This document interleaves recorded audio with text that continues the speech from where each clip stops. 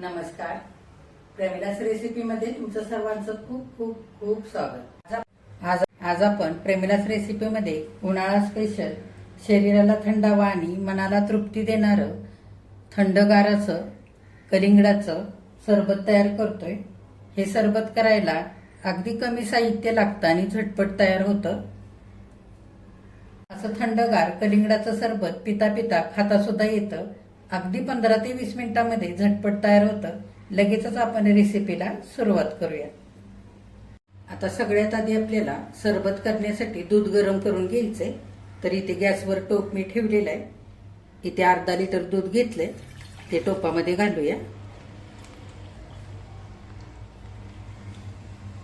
आता गॅस बारीक करून दूध आपल्याला चांगलं उकळवून गरम करून घ्यायचंय. हे बघा, 20 मिनिटांपूर्वी 2 चमचे सब्जा आणि अर्धा पेला पाणी घालून भिजत घातलं होतं. आता सब्जा छान भिजलेला आहे. सब्जा भिजण्यासाठी फार वेळ लागत नाही. 15 ते 20 मिनिटांमध्ये छान सब्जा असा भिजून फुलून येतो.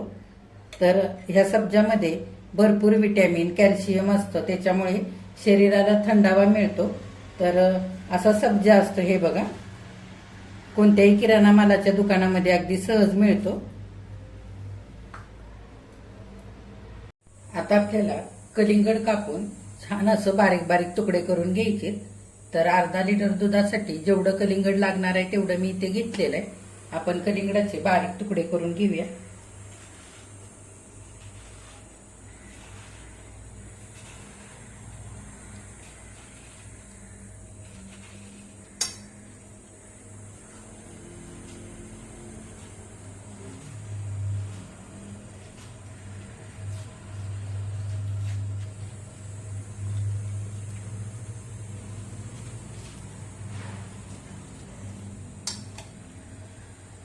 हे बघा, आता कलिंगडाचे असे बारीक तुकडे करून घेतलेत आणि थोडंसं कलिंगड मी बाजूला एका वाटीमध्ये घेतलेलं आहे.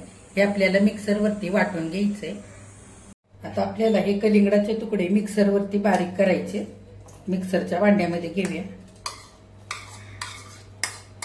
बिना पाणी घालता बारीक असं वाटून घेऊया. हे बघा, असं कलिंगड बारीक असं वाटून घेतलंय.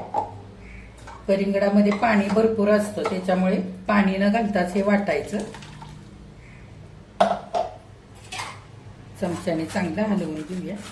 गाळून घ्यायचं हे पाणी, म्हणजे कलिंगडासोबत ब्या वाटलेल्या असतात त्या सुद्धा निघून जातात, त्याच्यासाठी.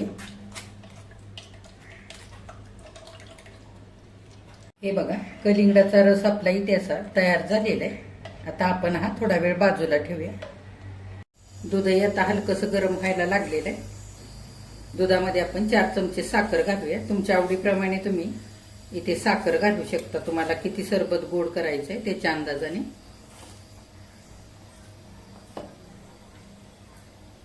चांगलं दूध हलवून घेऊया. उकळी आली की गॅस बंद करायचा.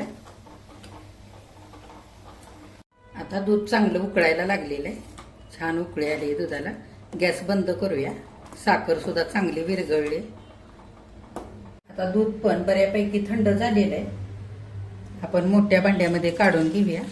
दूध मी चांगलं गरम करून थोडंसं आटवून घेतलंय. छान दाटसर असं झालेलं आहे. इथे मी हे दूध गाईचं वापरलेलं आहे. तुम्ही म्हशीचं दूध सुद्धा हा सरबत करण्याकरता वापरू शकता. आता दूध आपल्याला पूर्ण थंड होऊ द्यायचंय. तोपर्यंत कलिंगड आपण कापून ठेवलं होतं त्यातल्या बिया काढून घेऊया. हे बघा, दूध अगदी छान असं इथे थंड झालेलं आहे. आता बिया काढून हे कलिंगडाच्या फोडी मी ठेवल्या होत्या त्या आपण घालूया. तुमच्या आवडीप्रमाणे तुम्ही किती ह्या कलिंगडाच्या फोडी सरबतामध्ये घालू शकता.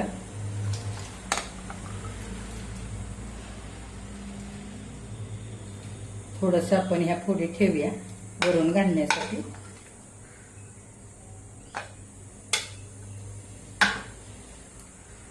आता कलिंगडाचा आपण रस काढून ठेवला होता तो सुद्धा घालूया.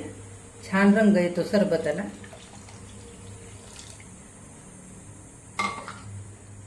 सगळं चांगलं हलवून घेऊया. आता आवडीनुसार हा भिजवून ठेवलेला सब्जा घालूया.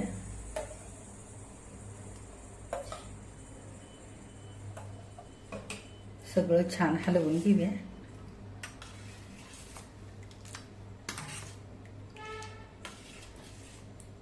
हे बघा, छान आता आपल्या इथे कलिंगडाचं सरबत तयार झालेलं आहे.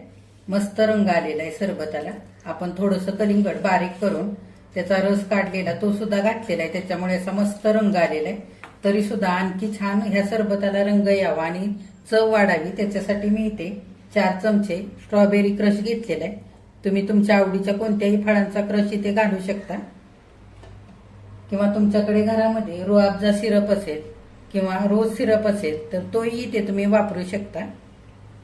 आता आपण हा स्ट्रॉबेरी क्रश पण ह्याच्यामध्ये घालूया आणि सगळं चांगलं एकदा हलवून घेऊया. हे बघा, स्ट्रॉबेरी क्रश घातल्यानंतर छान मी इथे हा सरबत हलवून घेतलाय. मस्त आणखी रंग छान आलेला आहे आणि चवीला सुद्धा हे सरबत खूपच मस्त झालेलं आहे. आता आपण हे सरबत ग्लासामध्ये काढूया. आता ग्लासामध्ये आपण सरबत घेऊया. जर तुम्हाला थोडंसं कमी गोड वाटत असेल सरबत तर वरून तुम्ही साखर बारीक करून सुद्धा घालू शकता.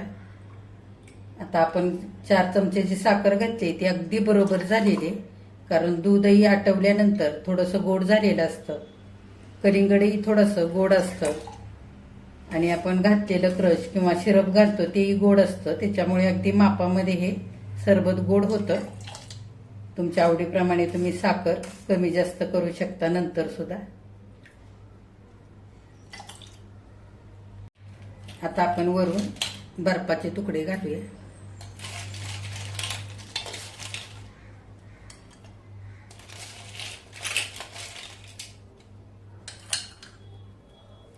वरून आणखी आपण सरबत घालूया.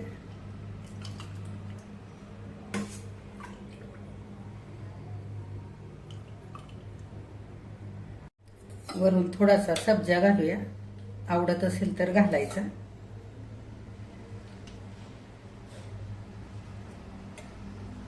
आपण जे कलिंगडाचे बारीक करून तुकडे ठेवले होते ते सुद्धा असे थोडे थोडे वरून घालायचे.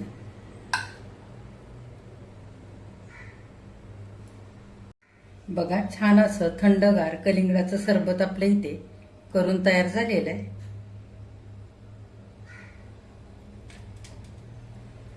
बघा, उन्हाळा स्पेशल शरीराला थंडावा देणारं कलिंगडाचं मस्त असं थंडगार सरबत इथे पिण्यासाठी तयार झालेलं आहे. तर तुम्ही सुद्धा हे कलिंगडाचं सरबत नक्की करून बघा. आजची रेसिपी तुम्हाला कशी वाटली ते कमेंट करून सांगायला अजिबात विसरू नका. आजची रेसिपी आवडल्यास एक लाईक सुद्धा करा आणि जे कोणी आता माझ्या रेसिपीज नव्याने बघत आहेत त्यांनी माझ्या चॅनेलला जरूर सबस्क्राईब सुद्धा करा. हे बघा, छान असं कलिंगडाचं सरबत आपल्या इथे तयार झालेलं आहे. हे सरबत 1 तासभर फ्रीजमध्ये ठेवायचं म्हणजे छान थंड होतं. हे कलिंगडाचं सरबत थंडगार असं प्यायला पण खूपच भारी लागतं. तुमच्याकडे जर कुणी पाहुणे येणार असतील तर आधीच हे सरबत तुम्ही करून ठेवू शकता, किंवा घरातलं सुद्धा बाहेरून उन्हातून कुणी आलं की लगेचच हे सरबत थंडगार असं द्यायला येतं. तर हे सरबत करून जर ठेवलं तर 1 ते 2 दिवस फ्रीजमध्ये छान टिकतं.